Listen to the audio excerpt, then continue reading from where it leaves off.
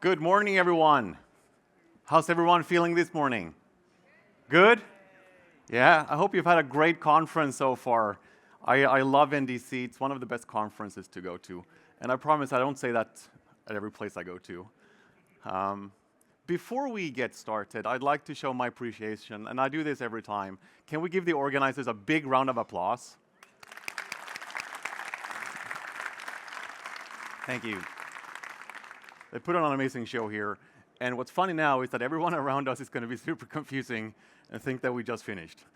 But that's not going to happen. So we're going to talk about C# 12 and .NET 8. There's a lot happening in this space, and I hope you're excited to go through some of my favorite features. There's like 1 million different blog posts from Microsoft covering all of the different features, and it can be quite daunting and hard to figure out exactly what's going on.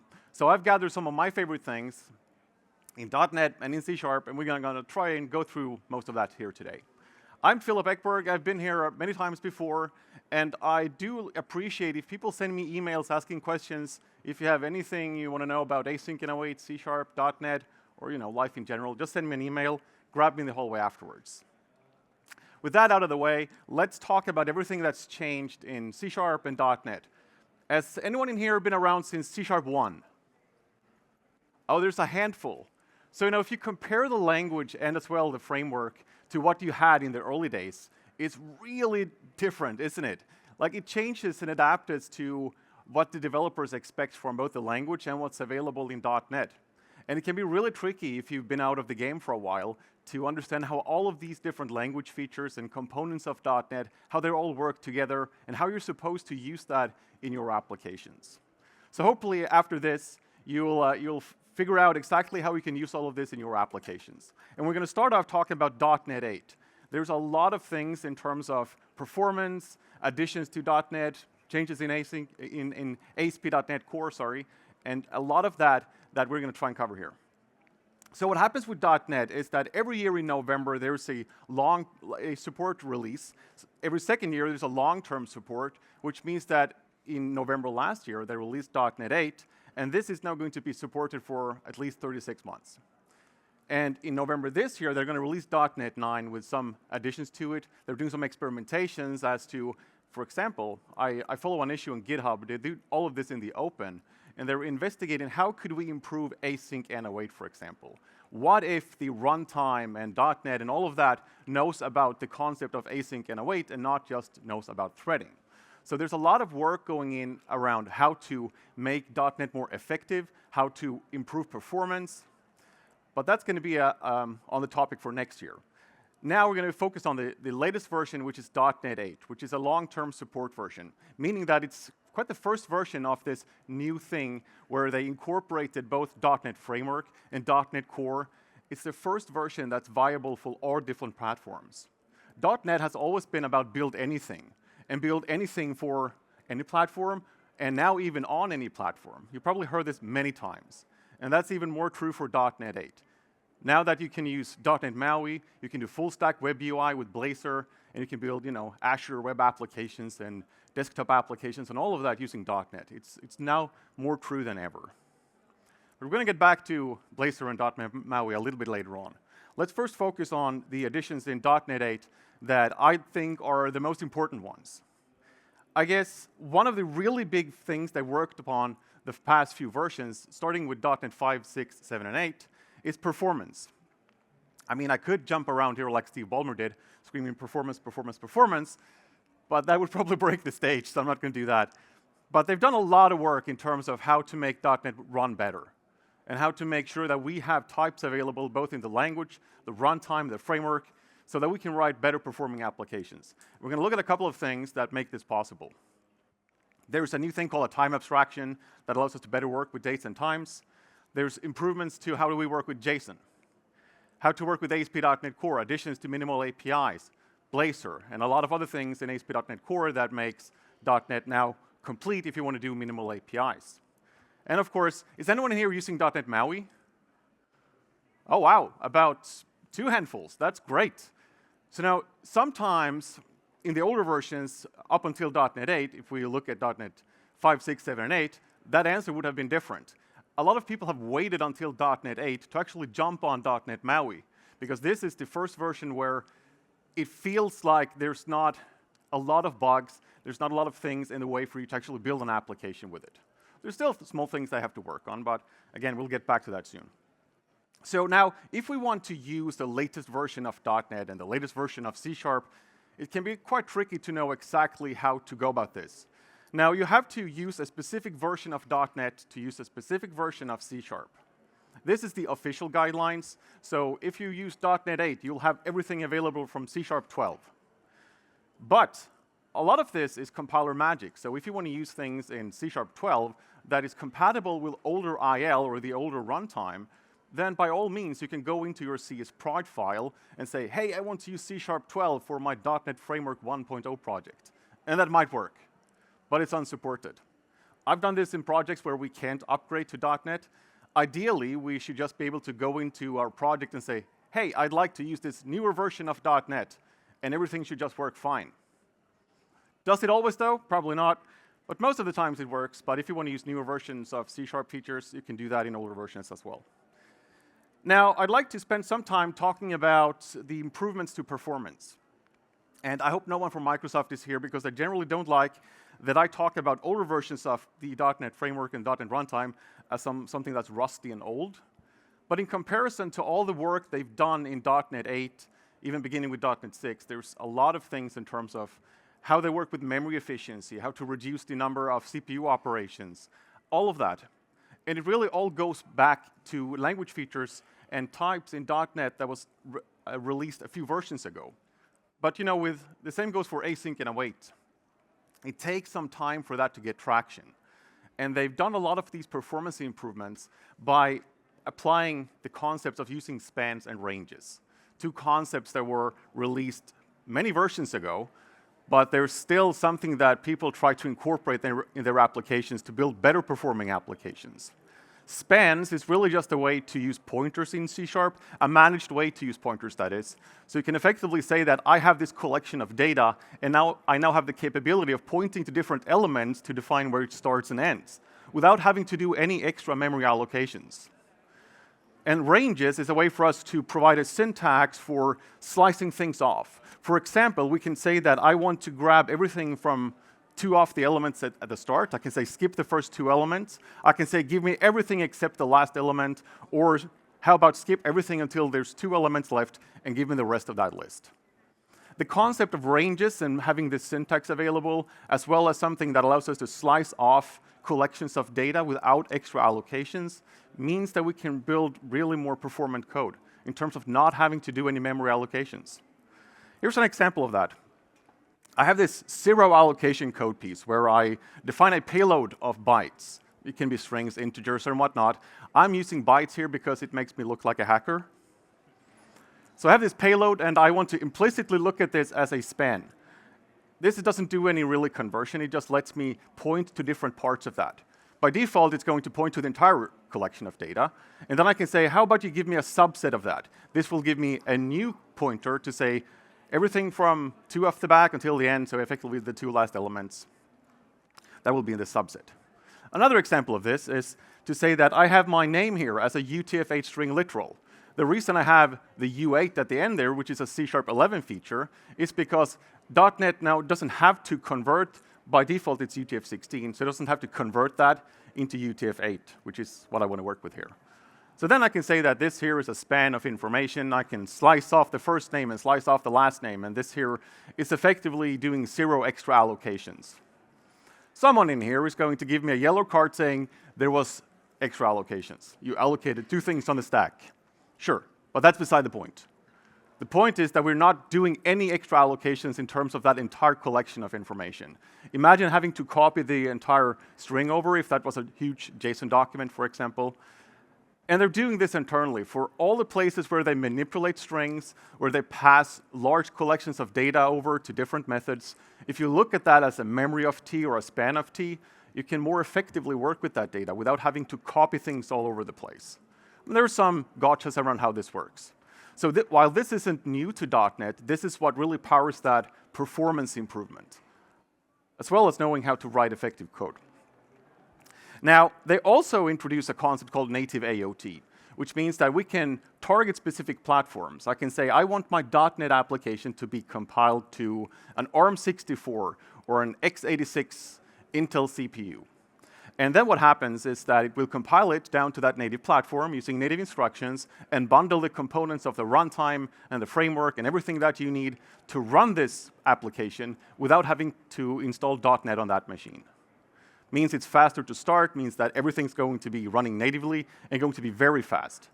So for specific applications, this could be really interesting, and we see this happening with mobile applications. .NET MAUI does this for iOS, for example, while Android still uses the JIT compiler to run the applications. They've also introduced some performance-focused types in .NET to allow us to work more effectively with things like a dictionary. They've introduced this thing called System.Collections.Frozen, and while this, anyone want to see me sing a song from Frozen? Yeah. No. No.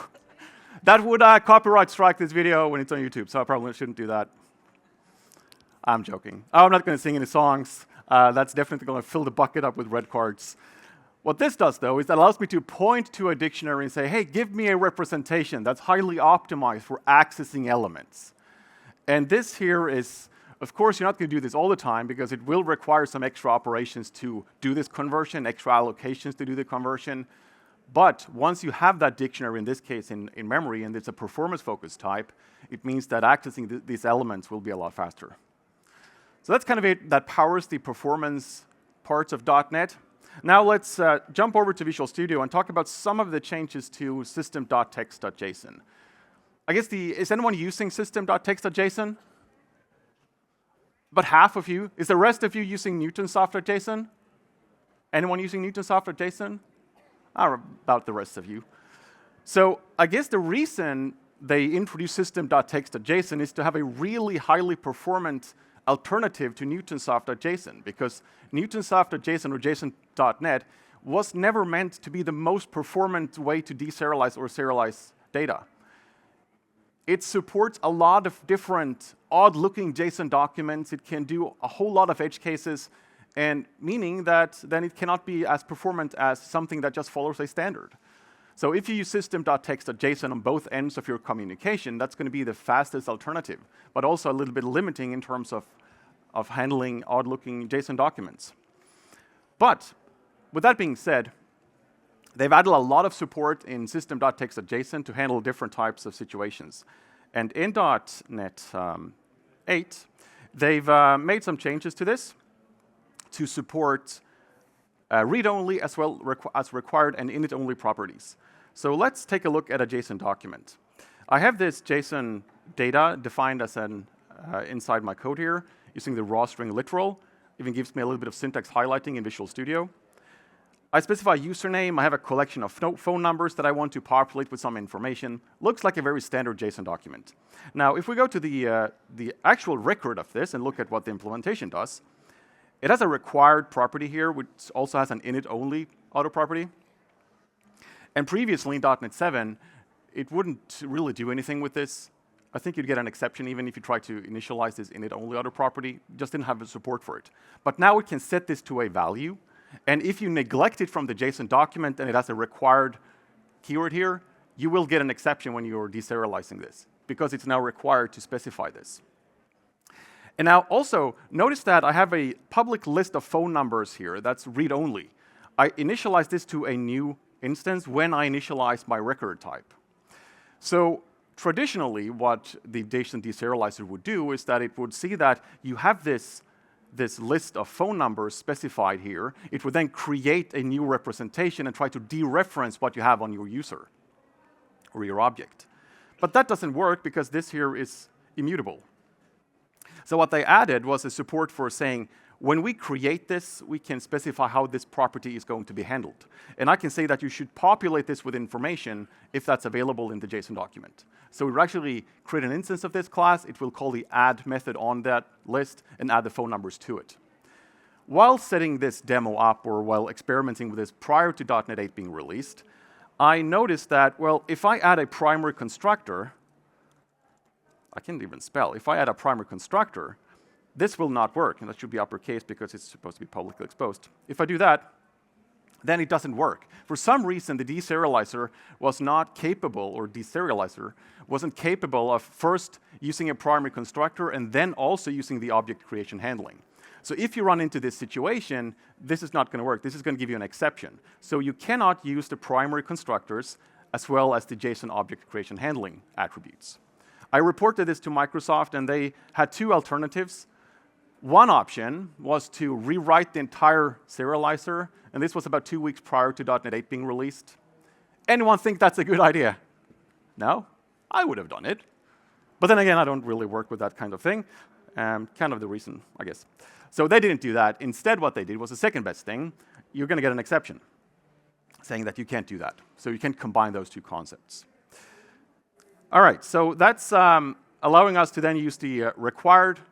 We have to specify this in the JSON document. It also populates this with information.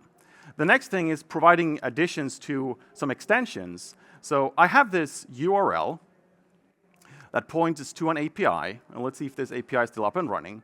This is just a JSON document, a collection, and all that it has, it's just a tiny list of stock prices, really. Every object is just a representation of what a stock price could be. And what I want to do is that I want to use an HTTP client, I want to fetch this document, and I just want to serialize or deserialize each element. What I can do is that I can use an extension for async enumerable that's for the HTTP client to say that, well, based on my client, we're going to get some JSON, and I'm going to treat that as an async enumerable. Each element that is going to be streamed into my for each loop is going to be a stock representation, right? The stock is simply a record type with the stock name and the trade date, just to keep it very simple. So what this allows us to do then is to say that this here is going to handle downloading the data, and then I can use await for each to iterate across each element that comes in from that stream of data. This is a little bit confusing because it feels like it's going to fetch one element at a time from the web server, but that's not really what happens. But there's still a lot of performance improvements doing this, and there's a lot of benefits of doing this approach instead. In .NET 7, I would probably have gone ahead and said, download all the string from this resource, deserialize this entire collection of data into my representation. What this is doing instead is that it's opening up a socket to the web server, it's buffer loading some data, it has a stream open to that website, or the API, it passes that on to the deserializer, and as it has data available, it's going to deserialize the information it has available. So if the response is really large and you're loading a few thousand bytes at a time, then this here will just load a little portion at a time as well. So it still uses that kind of idea of a buffer, and it doesn't do a lot of extra memory allocations. It's a really clever way of working with this. So it doesn't add any pagination, but it's still memory-wise, it's a lot more performant. The final thing they've added support for in .NET 7 was the polymorphic deserialization and serialization. And they did some improvements to this in .NET 8. So we can have this attribute to define that an object can have a couple of subclasses to it. We can add the discriminator to the JSON document when it's generated. And now with .NET 8, they also added support for having interfaces as a representation. So they add small things as well as some larger things to make this a little bit more complete, because if you work with this in a real application, you're going to run into situations where it feels like you're missing things from Newtonsoft.json. But we're getting closer to the state where this is feeling a little bit more complete. So next up, we have something called the time abstractions. Or rather, it's called a TimeProvider, but it's an abstraction for how to work with dates and times. The idea is that we want a better way to work with dates and times in .NET, because surely enough, we can use date-time offset or date-time if you really want to. But using this in a situation like my code piece here, I have this service that's handling some payment, it has to calculate some information, and it's tightly coupled to date-time offset. This is really hard to test. Or setting up different situations, how to mock this with information. And surely enough, I could write my own wrapper class for date-time offset. I could have an action. I could inject the date time into this method. But most developers will probably just go with this and don't write a test, which you shouldn't do. You should always write tests for everything. But now in .NET, there's something built in to help us work with this a little bit better. So again, let's jump over to Visual Studio. we have a new type called a TimeProvider. And this is the same code piece. It has this order service, has a method called hasPaymentExpired. And instead of saying datetimeOffset.UTC-now, I want to leverage this built-in type. For a fact, most developers will try to use built-in types instead of pulling down NuGet packages. You can solve this with no.time, but that's a whole different learning curve. Using the built-in stuff is a lot of the times what people would do. So I'm going to go ahead and introduce a constructor because now I want something to be injected. I want a TimeProvider to be injected into this class. And now that this is injected by the dependency injection, I can then use this. And instead of using datetimeOffset.UTC-now, I'm going to do getUTC-now. Effectively doing the same thing, but if we look at the implementation or this class, it has a virtual method called getUTC-now, which means that I can override this. It lives in an abstract class called a TimeProvider, which means that I can override this myself, meaning I can write fake implementations or custom implementations, or use the built-in ones if I wanted to. And there is a way for us, of course, then to override this. I can implement my own custom TimeProvider and set up some custom datetime offset or what happens actually when I call getUTC-now. And then I could use this for all my different tests. But of course, we don't really have to do that. We can use what's called a fake TimeProvider from Microsoft.extensions.time.testing. And what this allows us to do is to say that it sets up a default time when you create it, and unless you specify what happens when you call getUTC-now, it's going to be the same time. But here, I can say that every time you request the time, I'm going to automatically add 1 hour. This would have been really beneficial when I was working on an application for public transport, where we had an issue twice a year. Tickets would either be expiring 1 hour early or 1 hour later due to daylight savings. But no one really cared because it happens as Saturday mornings at like 2 a.m. People forget at that time of day. So yeah, we just let it be until we refactor the solution and build something new. But this would have been helpful because then we could have built some really good tests for it. And we can also use the built-in System.Text.Json if we want to. So there's a default implementation that we can use. Makes this a little bit easier to test, and we no longer have to be tightly coupled to datetime offset, for example. Even though that it's using datetime offset internally, it's better to have an abstraction like this. The final thing in the core components of .NET is working with randomness. A small thing, but every time you need to set up like a seed for a new random instance, it's a little bit tedious, which means that your random isn't really that random. So this here is a little bit of a better alternative to say, hey, I'm going to use this shared instance. I can pass a collection to it to ask for a couple of random elements. I can shuffle. I can get the next bytes, next integers, and whatnot. So again, that's it for the built-in or the core components of .NET. Let's now talk about ASP.NET Core. And again, this here will leverage all of those performance improvements, everything that's been used with ranges and all the System.Text.Json improvements and all of that will be applicable in ASP.NET Core, in .NET MAUI, WPF, WinForms, and whatnot. But when it comes to ASP.NET Core, they've made improvements in terms of adding HTTP 3 support. There's Blazor improvements, better metrics, better debugging. It's a whole lot of different things. So instead of just showing you slides, I'm going to jump over to Visual Studio. I have this project, simple ASP.NET Core application. If you've never seen a top-level statement, this is the new way of building an application in .NET. And especially for minimal APIs, this is the way that you're going to build your APIs going forward. So what I can do here is I can set up my services. I can register things. I can use dependency injection and all of that. The first thing I'm going to do is to use this concept called a keyed service. So I want one interface, and I have multiple different implementations. In older versions of .NET, you couldn't really register multiple implementations for that same interface. It wasn't really easy. So instead, now I have this concept of a keyed service. So I can say, I have a default transient one. Whenever I ask for an iCache, it's going to give me this in-memory cache. But if you request an iCache and you just indicate that I'd like to get a distributed cache if that's available, then this will be injected instead, or for this memory one. And the way that we use this is by defining an attribute. So let's go down to a method here where I'm mapping the root of the application. And whenever this ASP.NET Core application runs and you hit that endpoint, it's going to automatically pass the HTTP context.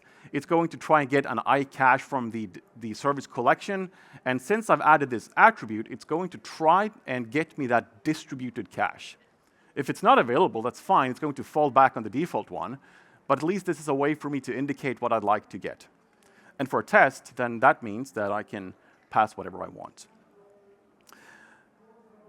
So the keyed services are a nice addition, as well as the global exception handling.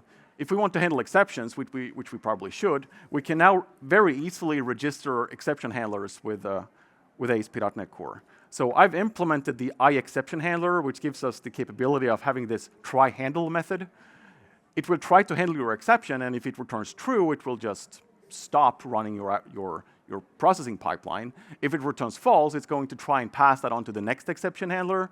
And if none of them handles it, it's going to use the default built-in exception handling, which is probably just either displaying that developer error page or whatever custom error page that you might have. So that's a little bit easier. It makes it easier for us to register multiple different exception handlers. A bigger thing is probably the hosted services. Has anyone used hosted services in ASP.NET Core? Okay, about half of you. That's amazing. So there's a couple of changes to this. If I look at this hosted service, which is really just a way for us to run background work, it's a way for us to set up a process that executes something in the background of our process of the ASP.NET Core application. It's not per request, but it's running as a part of your application and processing stuff in the background. Now, previously, we only had this interface called an iHosted service, which gave us the capability of running code when we start the service and when we stop the service. That's a little bit limiting. Instead, what they've done now is to introduce an iHosted lifecycle service, which gives us a whole more flexibility, and it gives you more granularity as to what you can handle and what you can do with your hosted service. For example, these are all in order of how they will execute. So when you're about to start your service, you can run some information. Let's say that you want to create some queues. You want to create some stuff for this service to execute. You don't want to have that inside your start method. You can then run code when that has started, after it's actually starting, and then the same goes for before it's stopping, when it's stopping, and after it has actually stopped. So you have all these different methods that you can execute for your hosted service. It's a nice addition to it. Because if you've used hosted services, you probably ran into the situation where this would have been a nice addition to have. Now, there's also support for something called a short circuit route for minimal APIs. So let's say that I want to execute this code piece here immediately when you execute a /short-circuit. If I add this method call here at the end to indicate that this here should be a short circuit route, that means that once ASP.NET Core has identified that you want to execute this particular action, it will bypass all the other middlewares. It won't do any cookies, it won't do any authentication or sessions or all of the other ones that executes after the routing is done. This is great for things like robots.txt, or if you want to return some status or something that doesn't depend on all your other middlewares that's set up for your application. Finally, in ASP.NET Core, we have the concept of complex bindings. So I can bind to complex types of data, like a form file. And here, I've set up another map get to say that I want to be able to upload some information. It's going to get the HTTP context. It's going to also get the capability of doing anti-forgery token, which we really should use. And then I'm doing some HTML inline here. And honestly, this brings me back 20 years to when I did PHP. Everything was in my index.php, and I had my HTML inline with my code. Anyone feel the resemblance? No? I'm just old, I guess. All right. So what I do here, I set up a form that allows me to post into a map post. And if we scroll down to that one, it allows me to then accept this iForm file, which is this concept of a binding to a complex type. And you couldn't do this before in minimal APIs. So this is a good addition, meaning that it's now a little bit more complete as to what you can do with these APIs. So let me just show you this. And I'm going to go into /upload. I'm going to choose a file. We're going to upload this, and we're going to see a couple of things. First of all, I can see that I have my form file here. It has all the data. I can read the data from it. And in older versions, this wasn't possible with the minimal APIs. You had to go back into the traditional MVC template if you wanted to do this. Another addition is to the debugging experience. So this might be hard to see, but if I hover context, for example, it's now going to show me the entire request that instantiated this or initiated this method call. I can drill down into this, and there's now a lot more information right out of the box here. So you don't have to drill down into like a million different properties to get some good information. This is all done by just overriding toString. It will then show up in the debugger. Super simple. But someone had to do it. So that's it for the core components of ASP.NET Core. We have the performance improvements. We have support for HTTP 3. We have short-circuit routes, which allows us to then execute data immediately, which is quite nice. The keyed services is a great addition, because now we don't have to set up extra interfaces for the more granular things that we want to inject, and we can still write really good tests for this. We also have this notion of a complex binding in a minimal API. Allows us to then bind to that iForm file, making the minimal APIs more complete, making them more viable for real-world applications. They've been good for a long time, but this here just makes it a little bit better, makes it easier to use for most types of application that we might want to build. And finally, we have this iHosted lifecycle service, which expands on the concept of a hosted service if you want to run background work. A nice addition, and this also requires support in the runtime. So it's not just about adding support in .NET as a framework. It also has to go back into the runtime. That has to know about all of these different things. But this has now been added, and it's a great addition. And I guess we can't really talk about ASP.NET Core, and I can't say that I'm done with ASP.NET Core without even mentioning Blazor. Is anyone here building Blazor applications? All right, about 2 handfuls. So with .NET 8, I've been very intrigued by Blazor for many versions of .NET, but honestly, just with .NET 8, it's probably a really viable product to use for full-stack web UI. Because now you can develop applications that have different rendering modes. It can be rendered at a content, at a component level or page level. You can have different streaming modes. You can do a lot of different things with Blazor to allow you to build pretty powerful applications. And if you've ever used web forms or older technologies, I'm not going to say this is an evolution of web forms, but it's honestly as easy as working with Razor and the concept of working with something that runs really nicely like web forms did, without a lot of the problems that it had back in the day. Someone's going to comment that that was a really not a good thing to say, but I like Blazor, and with .NET 8, it's a really good product to use for going forward for building web applications, especially if you're doing full-stack web UI. And again, I guess we can't really talk about building web applications without even mentioning what was talked about here earlier today, and that's .NET Aspire. .NET Aspire was made generally available, I guess, a couple of weeks ago, late May. And it's a little bit tricky to understand exactly what it is if you go to the .NET Aspire website, where they try to tell you what this product is about, because the first thing that you're met with is text saying, this is a cloud-ready stack for building observable, cloud-ready, production-ready, distributed applications. I've probably read that text 15 times, and I still have no clue at all what that actually means. So the best way to learn how something works is to probably go into Visual Studio and try to set something up. So because that buzzword bingo doesn't give me a lot. But when I set up .NET Aspire in a sample product or some sample project, I found out that this here makes it a little bit easier for me to actually build my applications locally and get some overview of exactly what's going on. And then you can also use this to then distribute your applications and make that process easier as well. But let me show you exactly what's happening here. So I created a new .NET Aspire project. It gave me an API service, which is just a minimal API. You probably already have a minimal API or an ASP.NET Core API that you want to point to. But this just set up that for us. And then it also gave us a web frontend. So there's 2 components in this, and that's annoying. Stop doing that.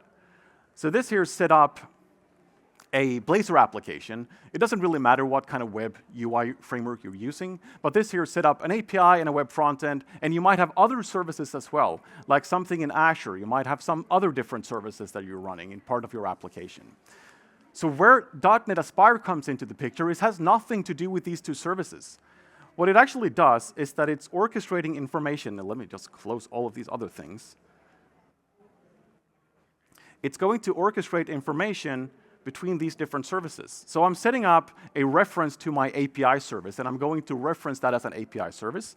And then I'm going to set up a reference to my web frontend.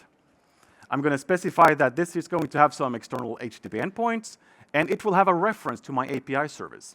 What that means is that now .NET Aspire will help me do a couple of things. It will set up a dashboard, it will start both of these applications, and it will populate configurations from the different services into this web frontend here. So it will orchestrate information between them and allow us to work with this a little bit better. For local development, this is really good. And if I run this, I have a single point that I execute and start, and this will then be in charge of running my applications, making sure that I can start my API, I can run my Blazor application, and it has a reference to that weather API by just getting that URL injected into the application. It then gives us the console for the different applications as well. If you want to drill down to the console output, I can get logs, traces, and some metrics as well. So .NET Aspire allows us to kind of orchestrate information. It allows us to set up one dashboard in one place to then work with our different applications. And for local development, this is really good. All right. The final thing that I want to talk about before we head over to talk about the language features of C# is .NET MAUI. .NET MAUI has been a really interesting evolution from Xamarin. And it's just with .NET 8 that I find that this was a good opportunity to actually jump on and build a .NET MAUI application. And again, I hope no one here works at Microsoft, because comparing .NET MAUI to an unfinished building is probably not the best way to make friends. But with .NET 6, honestly, .NET MAUI wasn't really ready for production. It wasn't really ready to be used in real projects. We were still using Xamarin in a lot. Someone's taking photos. No. I'm just kidding.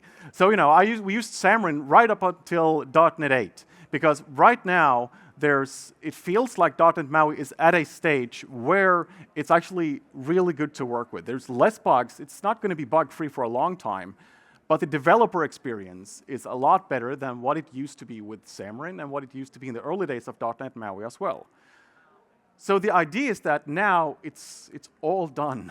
It's not really, but at least it's a viable thing for cross-platform development. And a more fair way to look at this is with .NET 7, because they missed the deadline with .NET 6. They couldn't release it as a product with .NET 6. There were just too many things that didn't work.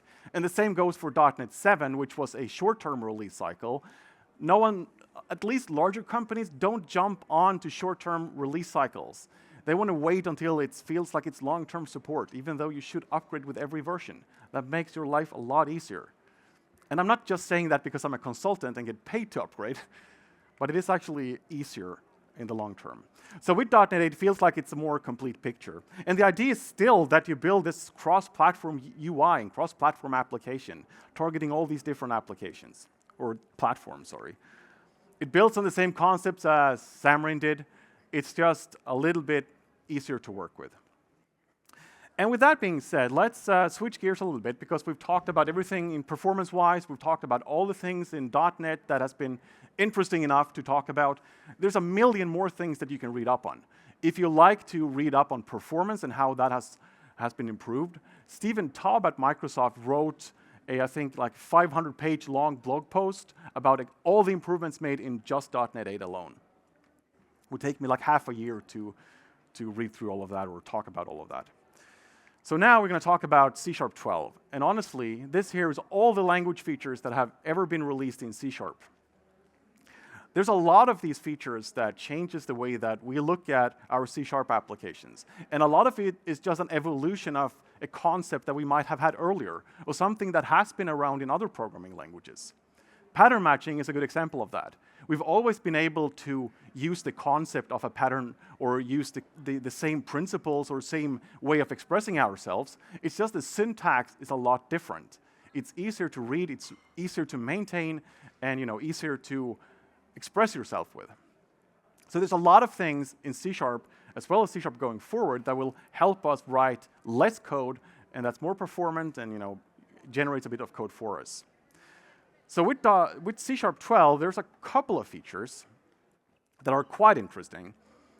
We're going to talk about primary constructors. Primary constructors is one of those things that I remember that when they released the idea behind rebuilding the compilers, back when then they did C# 6 or even before C# 6, they did the project called Roslyn, which is now the .NET compiler platform. They took their old C++ compiler for C# and rewrote everything in C# and VB. And one of the first concepts they showed off was using primary constructors. They wanted to introduce records and constructors on classes and make the syntax a little bit more concise and make it easier to read and work with.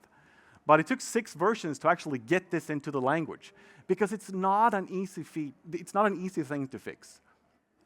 It needs support in the language, it needs support in Visual Studio and all the other environments and tools that you can use as well.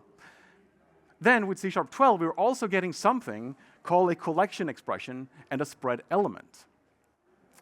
I don't know if anyone in here has read about the spread element or the collection expressions, but it was previously referred to as a spread operator, but has since then been fixed in all the docs to now correctly refer to it as a spread element. We'll take a look at this as well. There's a concept of interceptors and code generation and replacing code, like IL weavers, which is an interesting feature as well. I have an example of that. There's optional parameters in lambdas, there's alias any type, inline arrays, ref-read-only parameters, and the experimental attribute. The experimental attribute is kind of the opposite to the obsolete attribute, where you can define that I'm experimenting with this feature, and you should probably be very cautious using my code here.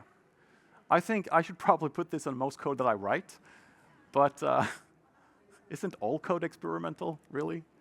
But it's good for library developers, because you can release something and tell people like, hey, I'm not really ready with this code yet. Don't just put this on anything in your project. Would be funny, though, if you did. For a final time, let's jump over to Visual Studio. All right, so we're going to look at all the features of C# 12. And let me just close all of this first. We're going to go into, not that one, we're going to go into here. First, I want to talk about the collection expressions. The collection expressions, I've had this on a few slides prior as well, but this is a new syntax of defining a collection. And I'm not saying an array or a list, because it's a way for you to create something that is what you expect on the left-hand side. So in this case here, I'm expressing that I want a collection of information, and the target type will then dictate exactly what's going to be generated and created in runtime. So here, I can even change this. I can change it to a span of a byte, and it still works. I can change this to an IEnumerable, and it will change, and we create something that is appropriate, an underlying data structure that is appropriate to this type. And then I can create another one. So I created my payload, and again, I'm a hacker, so I'm using a byte array here and using hex. I'd like to take this payload that I've created here, as well as a checksum of this payload. There are 2 completely different types. One is a list, one is a byte array. I'd like to combine these 2. Previously, in .NET 7, I would probably have relied on something like LINQ to do this, or write my own for each loop to add it to a new list and create something temporary like that. But now, instead of having to write this code here, as you'll notice, this is the same data, right? I can say that take everything from the payload and spread that across the start of this collection. Create a new collection and spread all the elements from this first list onto the second one. And I can do the same thing for my checksum. It doesn't have to be 2, it can be like how many you'd like, right? This is very powerful, because now I can more easily create extra new representations of a combination of the different collections.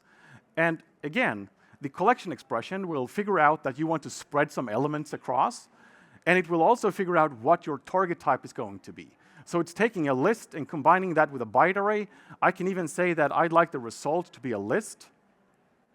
I can say that I want this to be a span, and everything will just work. Of course, this here is going to do extra allocations, right? Because it doesn't make sense to just build something with a lot of pointers. This here will, in fact, copy that information over and spread it across a new list of information. But again, the collection expressions and the spread elements is a good addition to C#. Next up, we have this language feature called a primary constructor. So look at this user class here. I've defined that you have to specify a username when you create an instance of the user. But since this is a class and not a record, what you notice that I'm using a lowercase here. That indicates that this is going to be private, and that's exactly what's happening in here. It's going to generate a constructor. It's going to have a private field in that class, and if you want to publicly expose this, you have to create your own property and initialize it to that value. So for a user, maybe this doesn't make a lot of sense. It makes a lot of sense in other situations. And one question that I very often get when showing off this feature is, how would I ensure that this has some, how do I add validation? How do I ensure that this is set to an instance? How do I ensure that it has some certain value? Well, in C#11, they added a language feature prior to actually releasing the compilers. It was called the dammit operator. And as you'll notice, there's squigglies here because they had to remove it because no one liked it. What this would have done is a couple of things. It would check if it's null, and if it's null, it will then throw an exception, a null reference exception, meaning that you'd have sort of validation, but you'd have to capture that somewhere else. The language team added this to C#. The whole .NET team went ahead and refactored their entire code base on GitHub to use this, and then the community didn't like it, so they had to revert all their changes. It's a little bit annoying, isn't it? But by C#13, with all the dots and the exclamation marks and question marks, we're going to end up having code like this here. Probably. It's going to look like another really interesting programming language.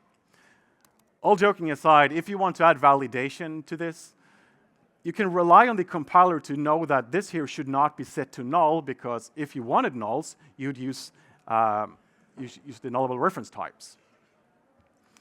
So if we just trust the compiler and we try to use what we define here, then we shouldn't have a problem. But validating the content of the data, we'd have to do separately. So where does this make a lot of sense? It makes sense for things like, let's say I have a controller. I'm building an MVC application. And I don't know about you, but I have a repository for every domain object. I have 1 million repositories, and all controllers use all of them. That's not the way you should do it, though. I'm glad no one said, yes, I'm doing that as well. That was a trick question. But I do have a lot of repositories and a lot of services injected into my controllers and other classes. So it's quite nice that I can say that I'd like the repository to be injected into this, or I'd like you to specify that when you create an instance of the controller. And this is then, of course, set up by the dependency injection or the service collection. And then I can use this inside my class. I wouldn't want my repositories, in this case here, or services, to be exposed publicly outside of this controller. So for something like this, it makes a lot of sense. And it reduces I don't have to add a constructor. I don't have to add my own private backing fields to this. It will just allow me to do this instead. All right, so the final thing I'm going to show you in Visual Studio is the concept of an interceptor. So I have this class called a logger. And if we look at the implementation, we can see that I have this method called log, takes a message, calls log internal, which throws an exception. And I have 1 million different breakpoints here because I'm trying to figure out exactly what's going on, because we can clearly see that it's going to throw an exception, and we can clearly see that I'm calling this method. But when I run this, it's going to print something out to my console saying, hello world. So something is taking control of my code here and intercepting that call. Something is changing what log internal is doing. If I run this with the debugger attached, and I step into this method, we can see that I can't step into this, nothing happens, and I tried to press F11, but I just couldn't get anywhere. So something is stealing my code, or stealing my processing here. The fact is that this line here is replaced by an extension method. So effectively what's going to happen is it's going to call this dot debug log, which is an extension on this class. So something is doing this. In compile time, it's going to replace that call. So let me undo this. And I'm going to show you the code that's being replacing this. I have something called an interceptor here. It's using the intercepts location attribute. It's pointing to the exact file that I'd like to intercept. I'm pointing to a row in that file and a column. And someone's probably thinking now, like, how on earth would I know the exact file location? How would I know the line, the column? You have analyzers, you have source generators. You can do all of this when you're compiling your application. You can pull down a NuGet package that does this for you, that figures out exactly where to replace something in your code. So this could be a part of something that you're building.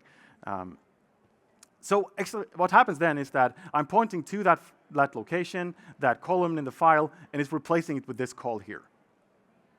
The reason I can't step into it is because I added debugger hidden. This is such a fun prank to pull on your coworkers. Also a safe way to get fired, because people waste their time. I mean, it's, you should have good review processes for all the code that you write, but if you don't, surely this is a good way to get people's attention. So, interceptors are used in a couple of different cases. It's used in source generation. Like, imagine that I'm using ahead-of-time compilation. And now this is a silly example because I'm just changing where I print my code. But if I knew that I was going to compile this application for a specific platform, and I know that the code that I wrote will be faster if I follow a different pattern, I could use a source generator that will generate this code for me, and then use the interceptors to intercept with the code that I just generated. Very much like IL weaving, very much like using source generation for things like notify property changed. So there's a lot that we can use with this, and internally, they use this quite heavily as well for especially native AOT. So that's it for the stuff that I want to show you in Visual Studio.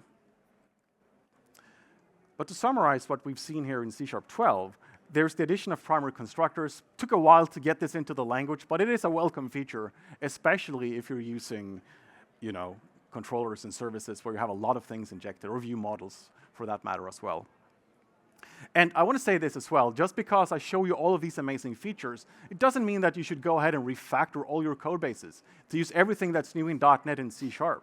If you use Visual Studio or Rider or VS Code, they will tell you where you could refactor your code when you're looking at it. So do it one piece at a time. Some of it will reduce the amount of characters. Some of it can be a little bit confusing if you've never used that before. So just be a little bit cautious about refactoring everything at once. Collection expressions are great, and then we saw all of these other features as well, which are a little bit less important. We're going to take a look at the other ones here as well, just before we finish. But to summarize that, collection expressions allows us to define a new collection using this new syntax. It will look at the target type. It will create that specific type for you, and you can combine them then with using the spread element. Some others might refer to it as a spread operator, but now you know that the correct way to use this is the spread element. The primary constructors are great for things like the controllers, but maybe not as good for things like the user DTOs, for example. Because if you look at the decompile code, this just introduces backing fields. I'm using IL spy here to look at what's generated behind the hoods. So while it does introduce a two-string override as well, it doesn't do any publicly exposed properties, which is what you'd like if you're using record types, for example. Things we didn't look at is the optional parameters in lambdas. And you might have seen this and spotted this in the minimal API. This is one of the things that I was missing when building minimal APIs, because what I ended up doing was creating a lot of different map gets to do the different versions that I'd like to support. But now, with the optional parameters, I can just say that, well, this is optional. If it's specified, this method is going to do something else. And of course, I can then call this minimal or this anonymous method, which is really what the minimal API uses. Or the lambda, sorry. We can also alias any type. So I could, for example, say that I have this point here, and whenever you refer to this, I'm going to use a tuple where we have an x and a y. And then I don't have to specify my own struct. I don't have to specify, my own class for this. This will then just be available throughout my entire application. And I guess if we append the global keyword in front of that global using, it will then be available in my entire application. I don't know if you noticed that, but I also used that in one of the applications as well. You can have the global using statements to say that whatever you're using in this class will now be available in the entire project. And then finally, we looked at the interceptors. Interceptors is a way for you to say that I have this code piece here. I've written a separate implementation that is, maybe it's optimized for exactly a specific platform. I'd like you to replace that method call. Replace it with this code here, and this can be done using source generators. And someone is probably a little bit worried that I can bring in any NuGet package, and it could just suddenly replace all my method calls. But this is an opt-in feature. You have to opt in to the namespaces that you allow to overwrite your code or intercept your code. So it's not, it could be a security concern, but it depends on how you use it and what you trust. Maybe don't trust like a wildcard. That could be dangerous. So where would this be used? Like I mentioned this, that it's used internally as well, or by Microsoft. And it is. In ASP.NET Core, they use interceptors to generate code using the request delegate generator. And this is specifically for publish AOT applications, where you don't have native AOT compiler applications. And we'll see this quite more. Like we'll see this happening a lot more as well. To be able to generate code and replace that to something that's more performant. I think it's a good option. So I guess with a couple of minutes left, we can't really cover everything that's coming in C# 13 and what's coming in .NET 9. I mentioned this earlier on in the talk that they're doing some investigation as to how would async and await work runtime-wise if the runtime knew about async and await, and knew about tasks, and knew about green threads. How could they change exactly how all of that works? Could we have a smaller memory footprint or less CPU operations when creating new tasks or reusing tasks or threads? Because they had to build all of that using the old technologies and using old components available at the time. But now, with newer versions of C# and .NET, they try to make changes in both the language that also rely on changes in the runtime. So we'll see a lot more happening in that space as well. And then in terms of what's happening with C#, there's not a lot of interesting features that have been released yet. But if you'd like to, you can go ahead and check the language features status page. They have a lot of things they'd like to have, like discriminated unions is one of the things they'd like to add to the language. But again, it takes time to understand how people will use this. They focus on adding things like the dammit operator that no one wants. So they do a lot of different work. And if you'd like to participate, you can always join the discussion as well. With that being said, if you like listening to my voice, I have a lot of courses on Pluralsight where I cover everything around C# and working with .NET. And as I mentioned before as well, I'd love to get questions. You can send me emails, you can ping me on Twitter, you can grab me afterwards, and we'll have some discussions around C# and .NET. I hope you found this useful, and on your way out, please do leave a green vote in the box. If you didn't like this, you can just skip the line and go straight for a coffee. All right, I hope you enjoy this. Let me know what you think. Thank you so much for listening.